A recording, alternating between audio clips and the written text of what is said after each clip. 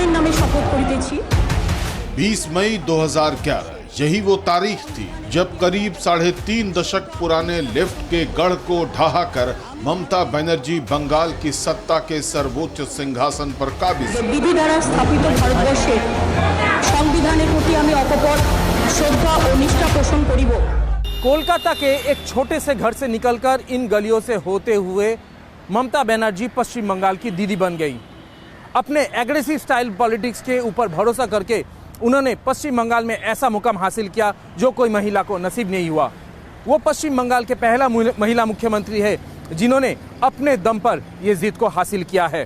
लेकिन इस बार बंगाल का दीदी का सामना बाहुबली बीजेपी से है जो कि केंद्रीय सरकार में है और कई राज्यों में अपना सरकार बना चुकी है। सवाल अब यह है, क्या ममता बनर्जी बीजेपी का इस चैलेंज का सामना कर पाएगी? टेली सीरीज का इस एपिसोड पे देखिए दीदी अगेन और वॉर फ्रंट।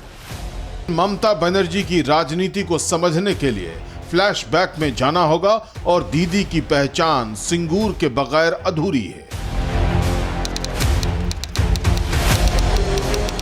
ये वो दौर था जब पश्चिम बंगाल में लेफ्ट सत्ता में थी, जब कोलकाता से करीब 40 किलोमीटर के फासले पर छोटा सा कस्बा आंदोलन के आक्रोश की आग में सुलग रहा था, जिसकी अगुवाई ममता बनर्जी कर रही थी।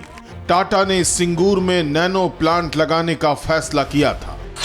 4 दिसंबर 2006 को ममता बनर्जी ने प्लांट के खिलाफ अनशन शुरू कर दिया, जो 25 दिन बाद 28 दिसंबर 2006 की आधी रात को टूटा था। फिर साल 2011 आया। सिंगूर से मिली शोहरत की बदौलत ममता बनर्जी ने 34 साल के लेफ्ट की हुकूमत को जमींदोज कर दिया।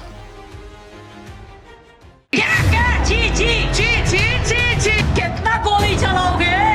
इतना अंडर एस्टिमेट मत करो भैया। आगे चलो चाय वाला।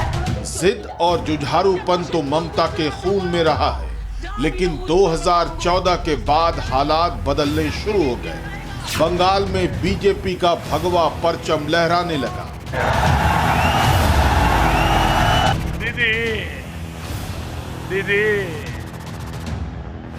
दीदी आपने अभी ये कहा कि मोदी को तो रस्सा बांध करके जेल में डाल दूंगी, ऐसा कहा है ना? अरे दीदी, बंगाल में बदलाव की बयार बहने लगी थी, लेकिन ममता बनर्जी की कुर्सी बरकरार रही।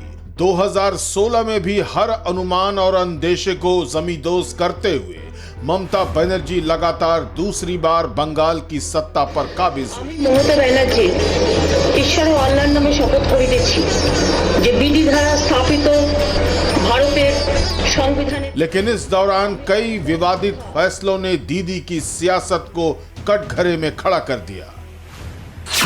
2012 में ममता बनर्जी ने एक योजना शुरू की थी, जिसके तहत मुस्लिम इमामों और मौलवियों को हर महीने वजीफा देना था।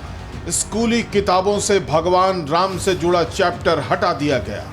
2017 में जब दुर्गा पूजा और मुहर्रम एक साथ पड़ा, तो आदेश दिया कि पहले मुहर्रम के ताजिए निकाले जाएंगे और उसके बाद दुर्गा प्रतिमा का विसर्जन होगा।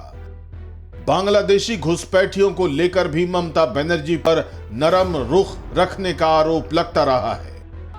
खास बात यह है कि ये वही ममता बनर्जी हैं जिन्होंने साल 2005 में संसद में बांग्लादेशी घुसपैठ के मुद्दे पर जमकर हंगामा किया था।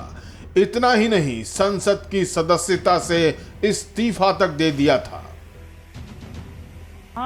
ममता बनर्जी के तुष्टीकरण के ऐसे ही फैसलों को बीजेपी ने मुद्दा बनाया।